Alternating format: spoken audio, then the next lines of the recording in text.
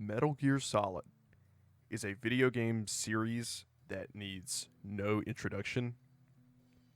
I'm gonna introduce it anyways. Metal Gear is the brainchild of Hideo Kojima. You could use many adjectives to describe him. I think we'll go with insane and unhinged, in a good way, mostly.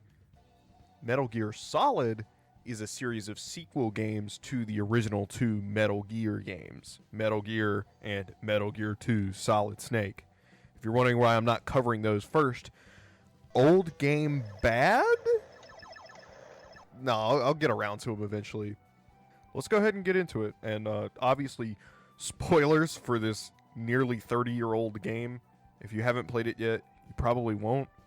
If you intend on doing so, please do before this video. I'm going to spoil everything.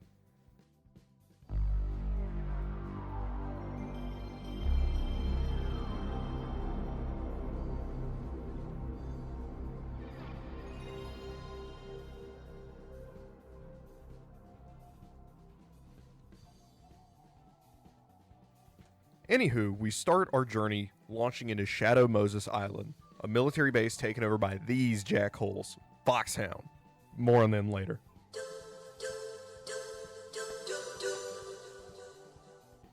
The first thing the game teaches you how to do is send and receive codec calls from allies, and you will have a lot of codec calls. Even more so if you choose to get extra flavor dialogue by calling them yourself, which you have to do by inputting their unique frequency into the codec. And it, to me, is a stroke of genius on the dev's part because it adds a lot of texture and immersion in a place that you don't really see, even to this day. I mean, keep in mind, this is 1998. 3D games are relatively new. CD-based games are relatively new, especially fully voice-acted, cinematic experiences like Metal Gear Solid. This is novel, and it continues to be novel with these little details like manual codec frequency input. It stays relevant even to this day. As a quick side note, I do think the actual physical game manuals for this game came with at least some of the codec frequency on them, but don't quote me on that. I bought mine secondhand way back when. After our codec call, we're given control of Snake. We don't have any items at the moment, so all we can do is run around, crouch, crawl, and punch. You can also get into a first-person view to manually look around the environment outside of what the fixed camera angle shows you. This is really helpful for peeking around corners or seeing down a long corridor just outside of the camera's view. And it's a really interesting and completely optional extra tool in your repertoire that the game doesn't even really tell you about. You'll also notice a mini-map in the corner of the screen that shows where you are, where nearby enemies are, and their cones of vision. I have no idea how common these were at the time, but they're nearly ubiquitous now. So at the very least, I think Kojima and co. were quite early to the trend. It's certainly the most popular game from the time with a mini-map that I can think of, but take that with a grain of salt. Of course, the main draw of Metal Gear gameplay is stealth, tactical espionage action. In this tutorial room, you can also choke out these two enemies to learn how to stealthily take people down, and also learn that enemies can drop useful stuff. Oh hey, a ration. While in this room, you'll also probably learn through trial and error about the Alerta? Okay, that's not a now me fuck up, that's a past me fuck up. I wrote Alerta in the script. Like the fucking Portuguese virus that calls you gay. The gameplay of this entry in the franchise is simplistic, but in a good way. Run, crawl, shoot, hide. When you're not stealthing, you're gunning down guards with simple but satisfying shooting mechanics. And the devs do try to keep things fresh. They throw in gadgets and items that you can use. There's a new gimmick in different parts of the game through the members of Foxhound. These encounters tend to play more like puzzles than challenges as stealth, but sometimes both. Some encounters will have a hyper-specific solution, while others are more open-ended. They often have multiple phases, broken up by cutscenes or bits of gameplay or just some sort of switch-up to keep things fresh and draw out these characters and let us get to know them some more, both mechanically and from a narrative perspective. This game is really simply solid. And no pun intended, that's the best way I can describe this foundation of gameplay. It is solid. It's got no fancy bells and whistles, but it doesn't need them. Everything that's here serves the themes or the mechanics or something in the game. Nothing is wasted. It's all very intelligently laid out. It's amazing. There's not much else to say. When I first played this game, I got it from a GameStop in a loose yellow paper sleeve. It was like my eyes were open. I had always heard about Metal Gear and how loved it was, but I had never truly understood that until I put my hands on it myself. This game's DNA is in so many games that came out after it. And I ain't talking about its own sequels. I'm saying this game made waves in the games industry as a whole. The attention to detail and level of interactivity is astonishing even by modern standards. Guards react to sound. You can let a wolf piss on you so you won't be bothered by other wolves later on because you smell like baby wolf piss. What game in the last decade do you know that does shit like that? This game has its blood in studios and devs all around the world, like fucking Genghis Khan on a CD-ROM. It's insane. The way MGS1's story is told is so well crafted. Other entries in the franchise later on would go on to complicate things and make things harder to access, either by making you sit through literal feature-length cutscenes or hide important story beats or character moments behind a bunch of cassette tapes that are completely optional and contain vital context for the story. Metal Gear Solid 1 has none of those problems. The cinematics are great. The codec calls are perfect length. They struck lightning in the bottle the first time and really struggled to replicate that again in a way that felt as tightly woven as this entry was. That's not a complaint, that's more of a matter of taste, but that's just my opinion. The basic plot is this. Former U.S. military special forces Foxhound has control of Shadow Moses and has kidnapped DARPA Chief Donald Anderson and President of Arms Tech Kenneth Baker.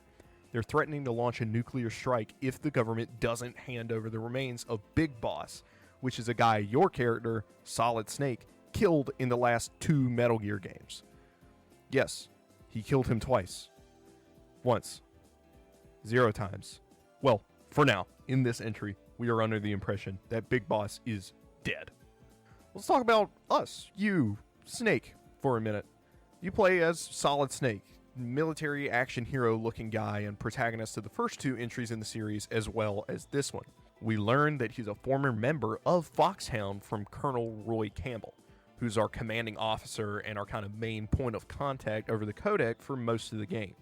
Snake is characterized as the grizzled professional you'd expect, but with an air of softness, some vulnerability to him that you don't often get from this character archetype. He's not hollow. He cares about his friends. He has silly quirks. He cracks jokes. It's a nice escape from most action hero types' constant stoicism. He's been tasked with saving Anderson and Baker, as well as finding out if Foxhound really has the means to make a nuclear strike, and if they do, stop them. Let's talk about the supporting cast over the codec. I already mentioned Colonel Roy Campbell, who is the main one to give us orders and direct the player on what to do next, but we also have Naomi Hunter, another frequent codec partner. Before the mission, she injected Snake with a cocktail of all sorts of shit.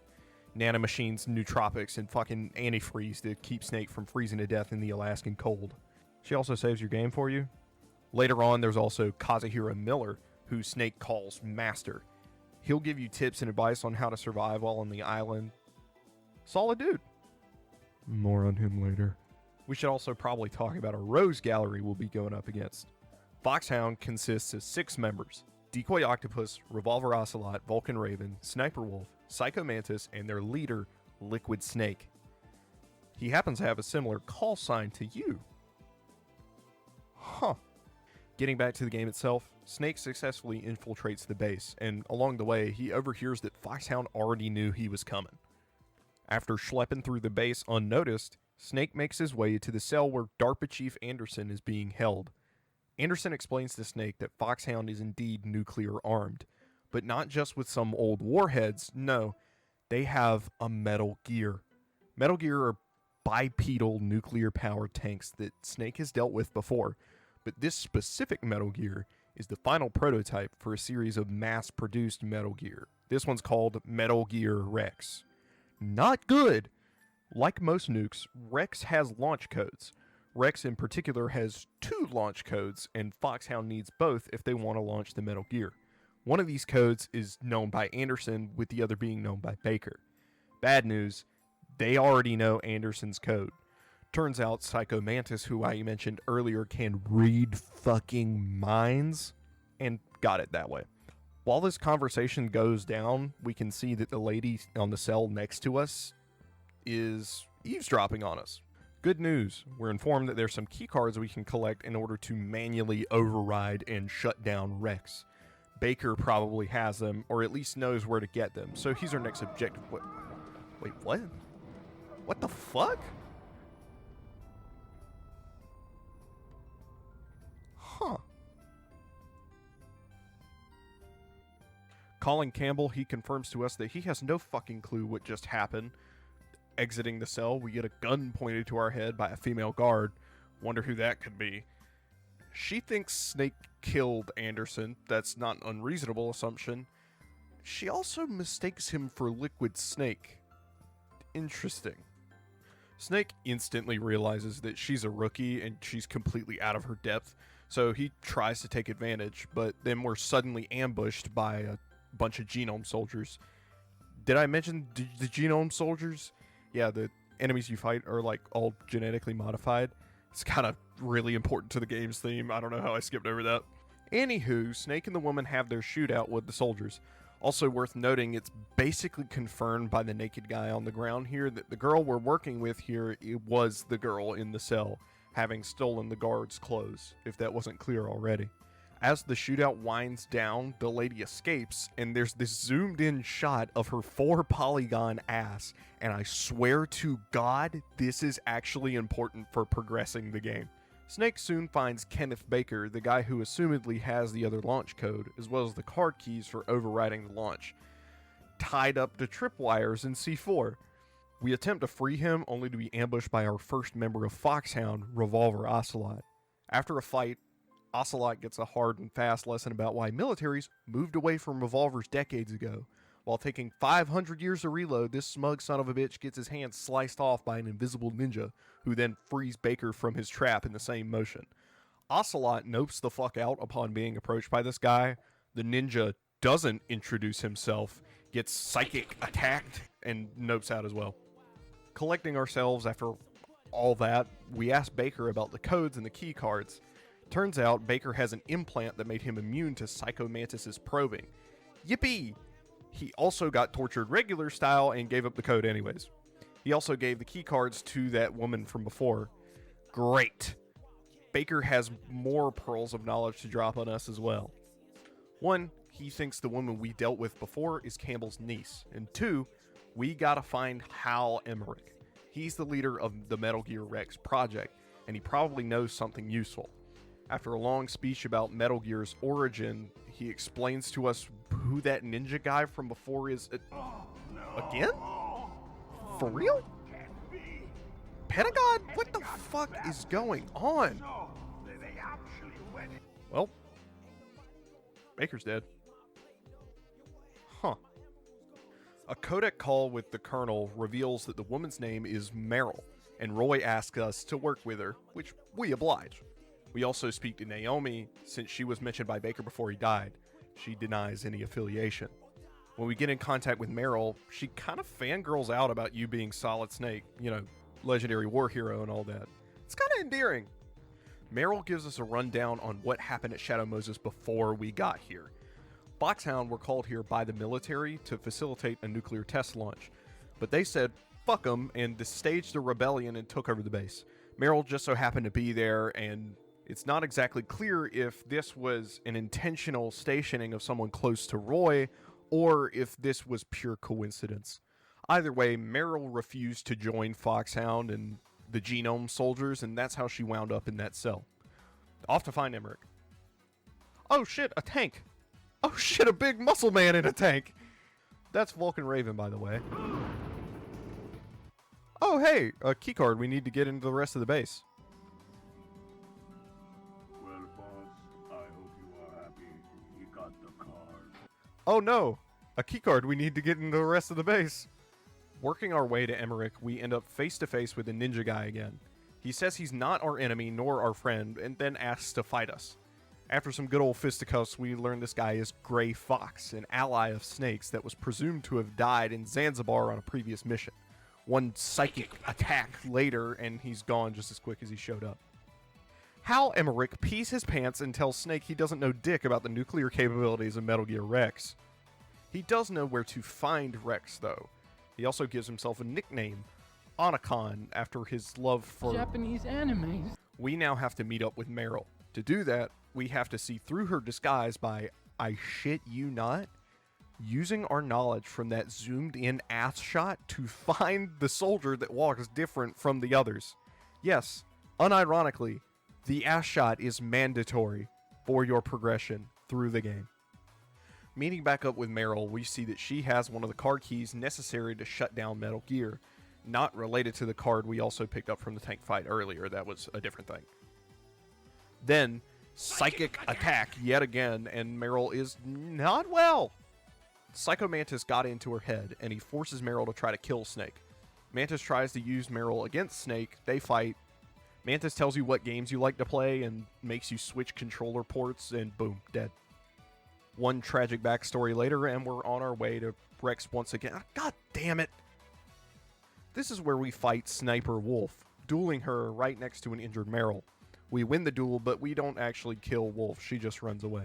It's not until we progress a bit further that we get ambushed by her and some guards and taken into custody. We wake up shirtless, attached to a torture device, and being hounded by Liquid Snake. He calls Solid his brother and mentioned how they're both the sons of Big Boss. He says that the US military doesn't want to negotiate, so they're finna launch the nukes. He and Sniper Wolf then leave us with Ocelot for interrogation. One brutal QTE later, and we end up in a cell. In this cell is the corpse of the DARPA chief. Huh. Turns out Decoy Octopus was the Anderson we met in the cell at the beginning of the game. And this is the real one, dead from a botched torture session. Hey, at least that's one less Foxhound member to worry about, but why did he freak out and die? And more to that, why did Baker do the same? We learned from Naomi that Big Boss was Solid Snake's father and that Liquid is Solid Snake's brother. Both are genetic clones of Big Boss. Otacon makes an appearance and helps us make our escape. We try to find Meryl where we left her, but she's already gone, and Snake is sad. Making it onto the roof, we're attacked by a helicopter containing Liquid Snake. A lot of bullets and missiles, but we get out fine. Back indoors, we have to use an elevator to progress. Luckily, Otacon is here to help with that. So after a romantically tense exchange, we leave Otacon to the elevator while we go blow up Liquid's chopper. See you in hell, Liquid. Spoiler, he is very much not dead. Back on track to Metal Gear, Sniper Wolf shows back up to get in our way.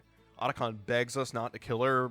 We kill her anyways because we have no choice, and Otacon is sad. Underground, Miller calls us and tells us that he thinks Naomi might be a spy.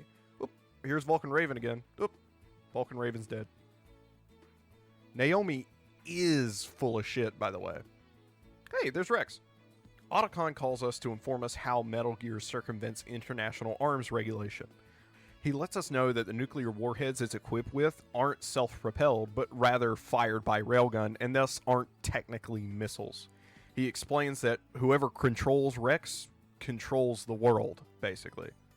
Liquid, very much not dead, discusses with the one-handed cowboy about how he plans to get his demands met using Rex, essentially strong-arming America under threat of all-out war. Even after his demands are met, he still wants to sell Rex to Russia anyways. What a prick. Except no, he actually plans to double-cross everyone to keep all their money, Big Boss's remains, and Metal Gear all on Shadow Moses and rule over the world from Alaska. We get spotted by Ocelot, who causes us to fumble the keycard from earlier. Oops.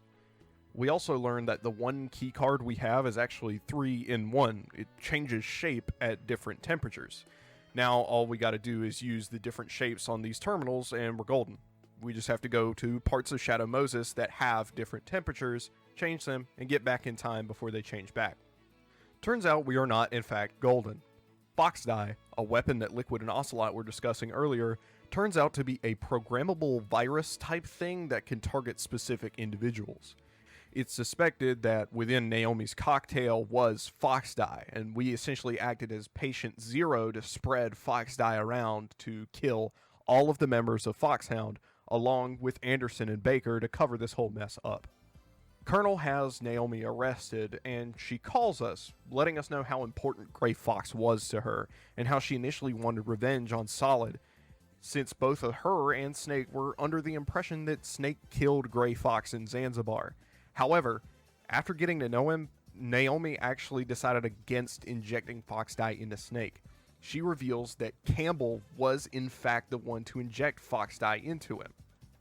Successfully activating all 3 terminals, Metal Gear is activated. Those fuckers set us up. We get a call from Miller, who is revealed to have been Liquid impersonating Kazuhira Miller. Miller has actually been dead for days. Confronting Liquid, we learn about how this whole rescue mission for Anderson and Baker was all a cover-up. The people at the Pentagon sent Snake here to spread Fox Die and silence both Foxhound and the 2 hostages. Unfortunately for the Pentagon, we're immune to Fox Die.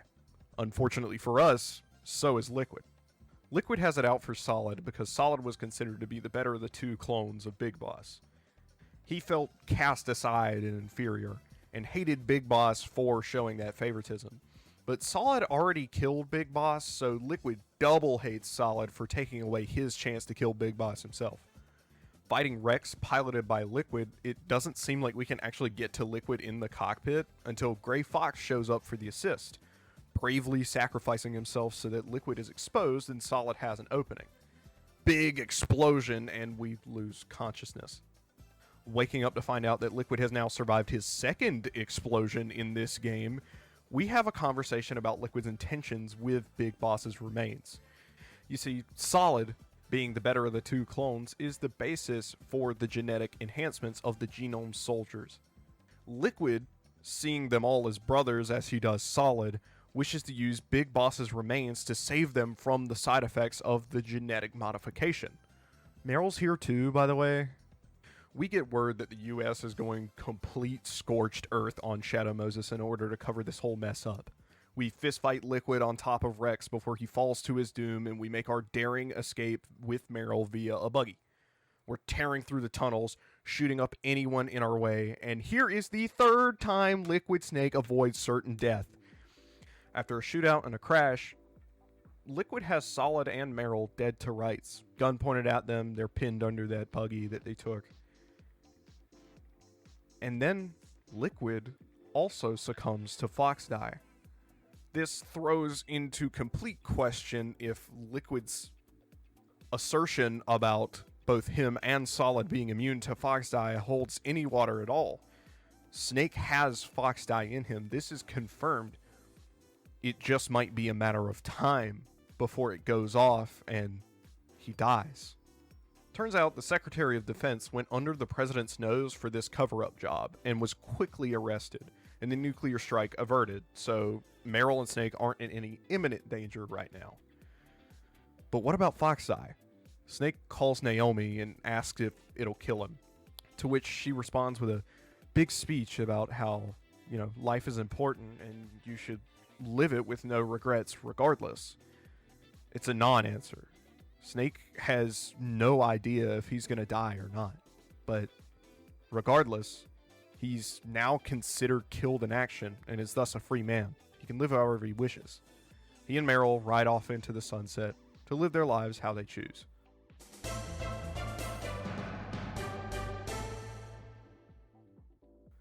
Now, that was a lot of story recap, but I feel it's important to understand the full context of the story before we talk about the themes. Now, Metal Gear is not subtle, like, at all. MGS1 has very clear themes about genes, about how they affect us, our lives, our paths, and who we are as people. Metal Gear is also meta as fuck. I'll elaborate on that in a second. The theme of genes is mainly represented in Liquid Snake, who is obsessed with genes. He commands an army of genetically enhanced soldiers and is himself a genetic petri dish baby from a man who could not conceive. Solid, on the other hand, despite being born from the literal exact same circumstances as Liquid, is really having none of this. He kind of doesn't give a fuck, and while he does inquire and get kind of freaked out by the revelations that we learn through the course of this game's story, ultimately, he kind of disregards it. Solid Snake's genes have never mattered to him. They didn't matter to him his last two missions. They've never mattered to him his whole life, apparently, and he doesn't seem poised to start caring now. This is all to serve the theme that genes do affect your life. They affect your life, your circumstances, but they do not choose who you are. Your genes do not define you. Solid let his genes rule him. He became obsessed with the idea that he was of the lineage of the world's greatest soldier. He died behind this ideal. Whereas Solid kind of rejected all of it. He didn't deny it, he just didn't care. He didn't let his genes make his decisions for him, and thus he survived the incident. This is also very, very unsubtly a pointed argument at eugenics and the idea that some genes are better than others. Again, Metal Gear is not subtle and has never been. There isn't much to say about the theme of eugenics other than, obviously, eugenics is bad. And Metal Gear says, hey, eugenics is bad. It's wrong. It's stupid and doesn't make any sense. But more to the point, and I'll expound on this in the coming few videos about the rest of the Metal Gear Solid franchise, the overarching theme, I think, of Metal Gear as a franchise is choice. In this entry, Snake chooses to be more than what his genes and his lineage prescribed for him, whereas Liquid makes the active choice to participate in the exact same horrible thinking that caused his existence in the first place. So let's talk about the meta aspects of the gene theme. Now, obviously, Kojima and company had no idea that Metal Gear Solid was going to be as influential as it was when it came out. But I think it's interesting that the theme of this is genes and DNA and what you pass on to the next generation and how that defines the next generation. Because Metal Gear Solid's DNA, its genes, are in most modern games. You have to understand this game set the standard for cinematic storytelling. I'm not sure that cinematic video games like God of War and The Last of Us would exist without Metal Gear Solid first blazing that trail. And blaze it did. In some ways, it's unmatched even by modern standards. And so, in a meta way, we're kind of left with the best possible outcome of the genes situation. Metal Gear Solid did manage to pass down its genes, and for the most part, the gaming industry was not defined by those genes, but rather inspired by them. They took those ideas and that blueprint for success that Metal Gear Solid had laid out and ran with it. There are very few games of note that tried to carbon copy Metal Gear and were successful. there are a lot of games of note that definitely took inspiration from Metal Gear and are wildly successful. And that's all because the devs who chose to pull from Metal Gear made a choice not to let Metal Gear define them. And thus, those genes will live on forever, not ruled by the one who passed them down. Thank you so much for giving this video a chance, and if you did enjoy it, feel free to subscribe, or don't. You don't have to do anything, I can't control you. But I do have more videos in the pipeline, including a full Metal Gear Solid series retrospective, along with other video game analysis and analysis of other things I like, not necessarily video games. Anyways, have a good one.